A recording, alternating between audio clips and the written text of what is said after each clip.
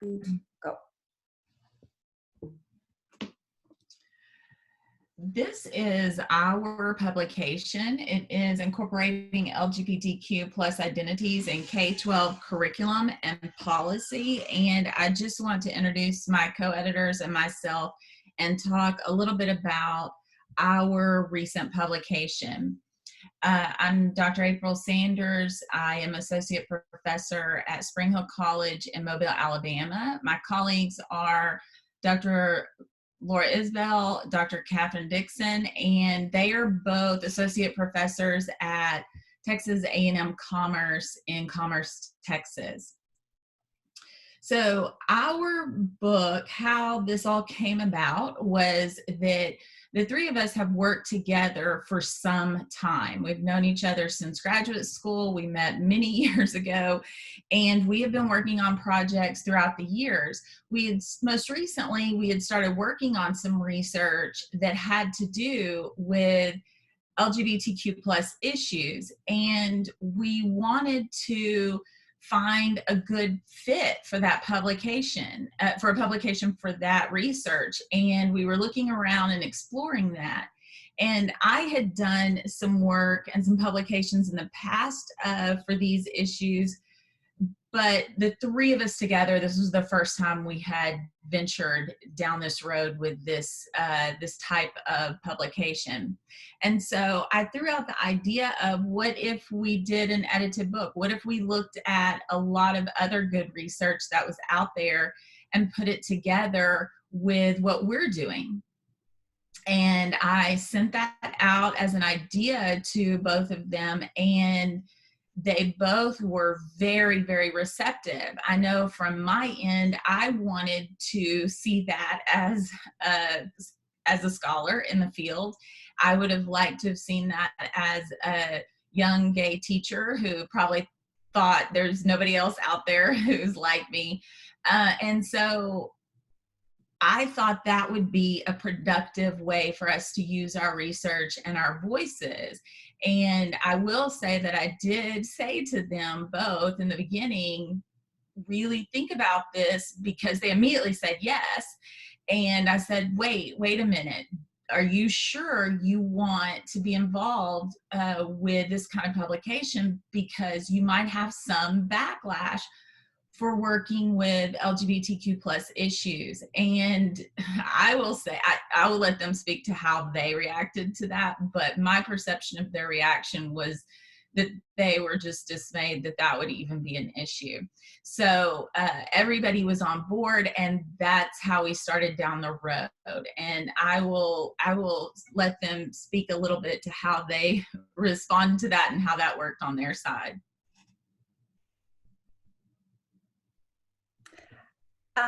To answer Dr.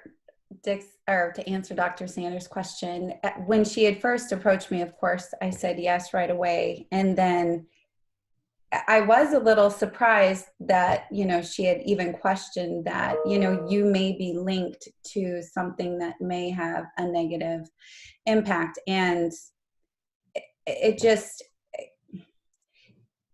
was a little frustrating, because that also linked to her personal experiences, which only made me want to do it more and to bring awareness to all readers. And so I think as educators, we all are lifelong learners, and we continue to try and improve our practices with everything we do, and to reach as many students as possible. And this is a way to do that. So for me to be involved in this work, I actually feel very proud, and I'm ecstatic that we were able to put this together, the three of us together, with raising awareness, and hopefully it reaches a lot of people, especially during these times.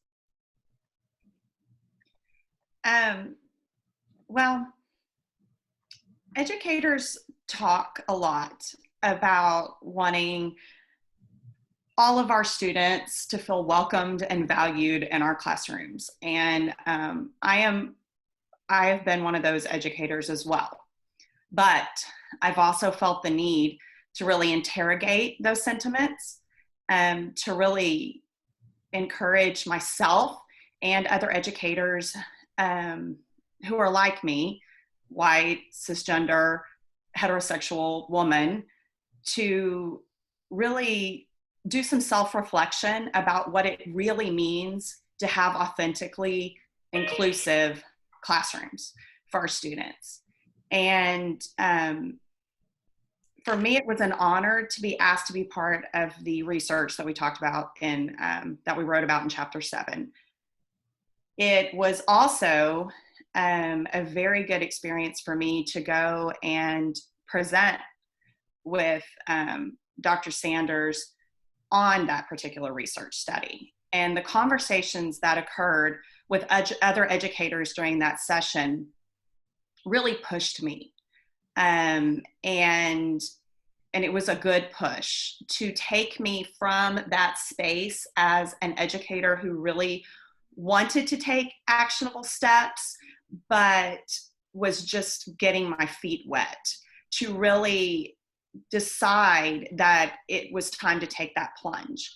And so when Dr. Sanders approached me about collaborating on an edited book, I jumped in wholeheartedly, because that is what I needed to do to be the kind of educator I would like to say that I am. I was very eager to work with other scholars and, quite frankly, to learn from them about the other work that is being done, because I think that there's so much work that needs to be done out there, and we can only become better educators from learning from others. And this was that experience for me. I learned so much from the other scholars out there that it was really a privilege to be able to be a part of it. Definitely, I would agree with that. I think, when I look at this publication and I just look at this actual book, I think, back to our beginning conversations and our beginning meetings when we started to collaborate. And our mission for the book from the very, very beginning was really what both of you echoed about the inspiration for the work. And that is that we wanted to focus on K-12. We wanted to, eventually we figured out we wanted to focus on curriculum and policy. And the reason we wanted to do that was because we felt the two went hand in hand in this world. It's one thing for teachers to be able to bring in quality curriculum, quality reads that help give a window or mirror to all students about LGBTQ plus issues and identities. But we also needed that policy side of how are rules and procedures going to help or hurt students who identify in these certain ways. And so we thought both of those aspects were important because we saw them as working jointly for the success of all students and for educators who want to serve all students. And so that was where our mission began with the book, was to put out that idea of curriculum and policy and see what research is out there. Now, we did put together we worked on some chapters in the text that are our own research. We also worked with other authors for their research, and we'll highlight some of those really interesting aspects. But everything comes down to curriculum and policy in the K-12 world. And how's it working? And sometimes it's not working very well. And we need to hear that. And sometimes it is. And we need to hear how people are navigating these waters. And it puts it in the light of really sound research that's done. These are not anecdotal stories. These are pieces of research that really explored and investigated what's happening, what's working, what's not working, what can we do. Now, we also did make the decision to include some works that were focusing on work with pre-service teachers. And the reason we decided to do that, even though our book does focus on K-12 curriculum and policy, is because those are the people who will, in a year or year and a half, be in those classrooms, those K-12 classrooms, and teaching that curriculum and implementing that policy, and then eventually become policy makers in that environment. So we felt like what is happening with pre-service teachers is absolutely integral to what is happening in the K-12 environment. To leave them out of that discussion to us seemed irresponsible, quite honestly. So you'll see that as part of our focus in the text as well. And that kind of leads us into, so who could benefit from this? Who should read this? Who could get something from that? Dr. Isbell? Sure. And my short answer is everyone. My long answer, of course, is we definitely, as you had mentioned, Dr. Sanders, really focusing on those K-12 with the curriculum, because change needs to happen. And we need to really bring light to some of the social justice issues and creating and incorporating tolerance into the curriculum. One of those ways is starting with the K-12 curriculum, getting the information to the teachers, offering trainings, even book studies, or furthering our research in higher education.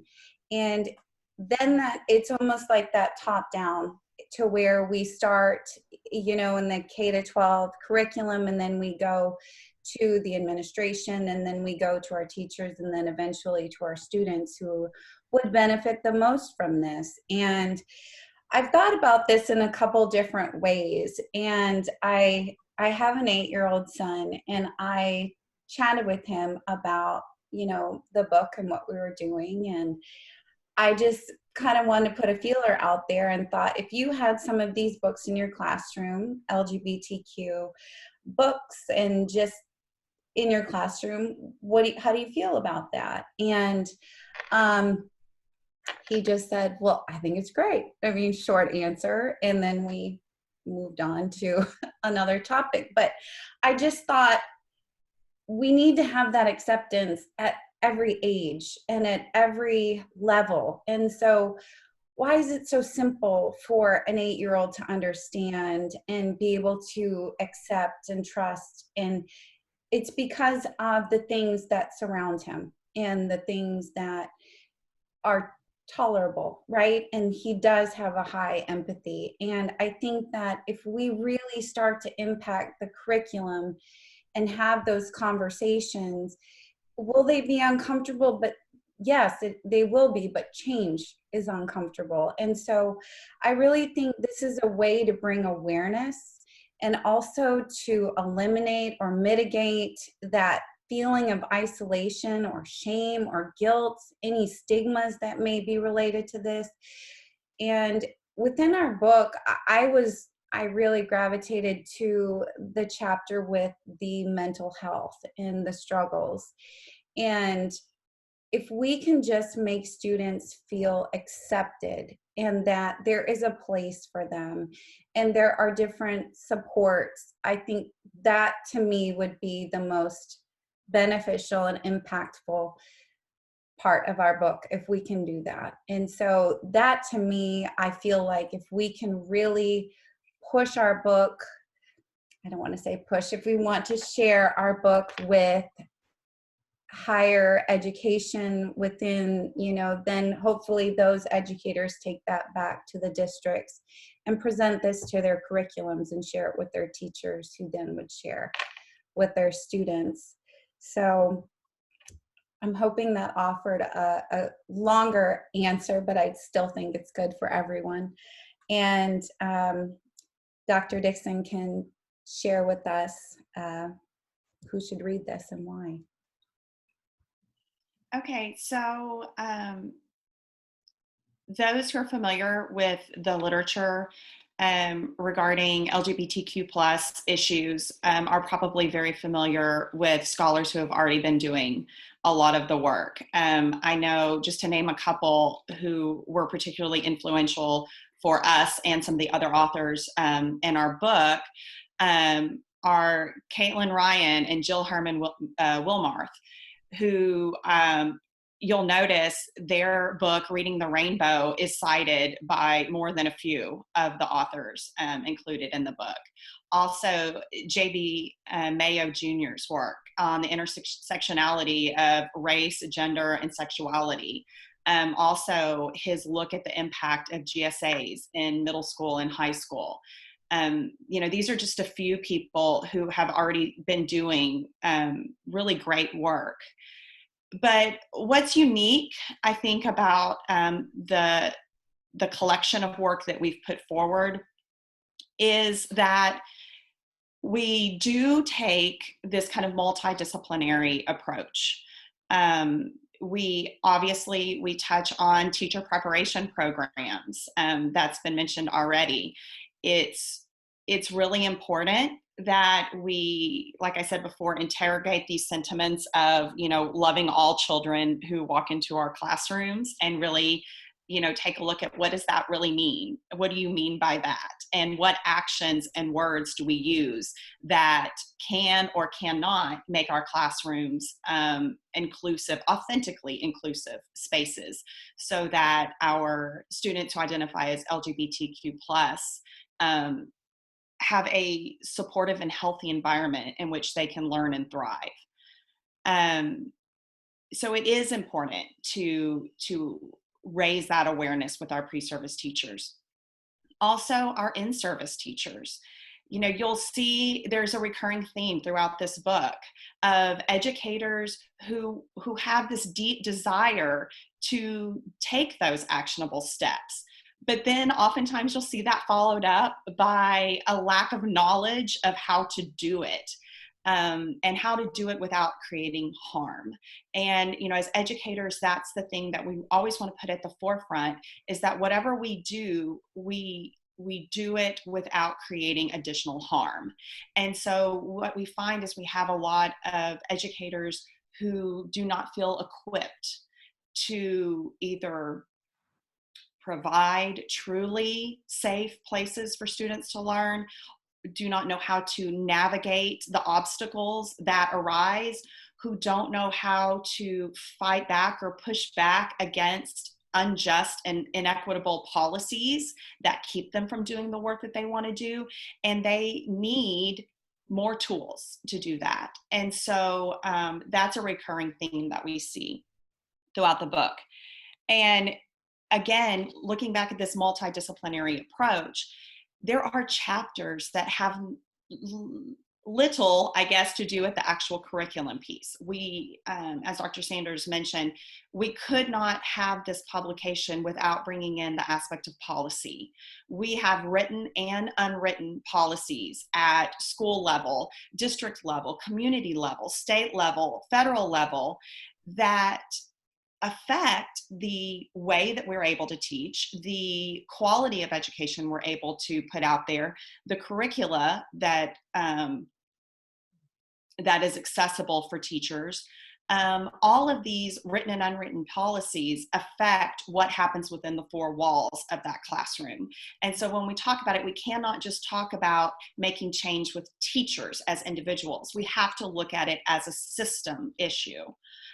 So that also brings in the aspect of mental health and counseling, which is approached in this book, as well as a historical context. We can place all of this within, so that we have a greater understanding of how we got to where we are and the work that is still left to be done. Because as Dr. Sanders indicated, the results of the research highlighted in this text show a lot of good things that are happening, but it's also showing the inadequate aspects of what is going on in our schools.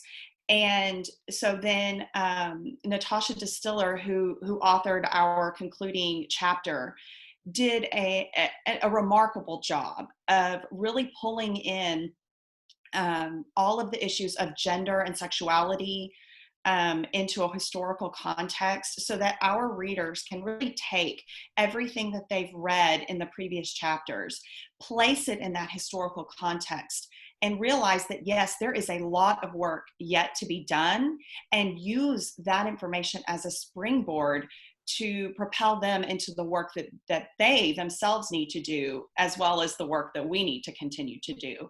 And so I think that is what makes this particular publication unique, is that we do provide, through the work of our various authors, a more complex context of what goes on within a classroom.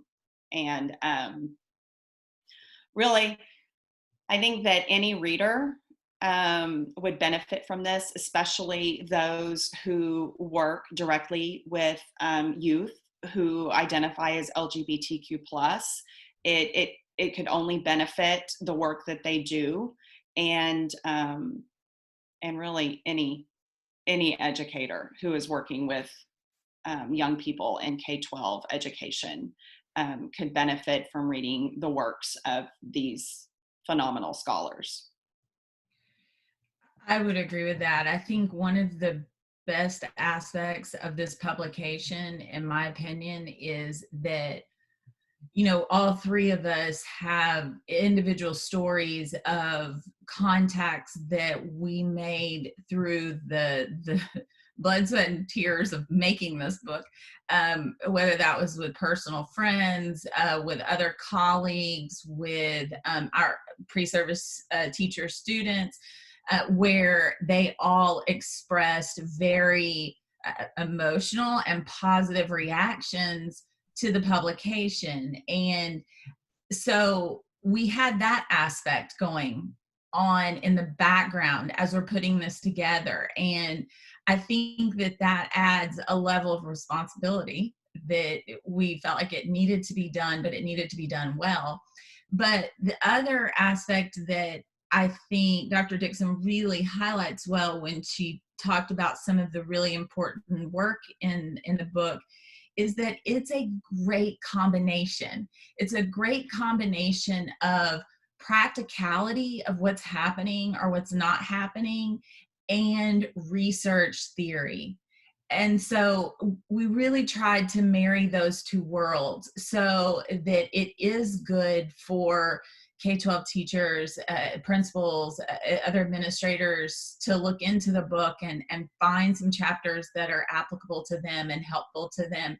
But then also in higher ed, both researchers who are interested in the work, also pre-service teachers who could benefit from it as well. So I think when we brought those two worlds together, that opened the book up to all these different avenues. And ultimately what I think we want to happen with it is a conversation.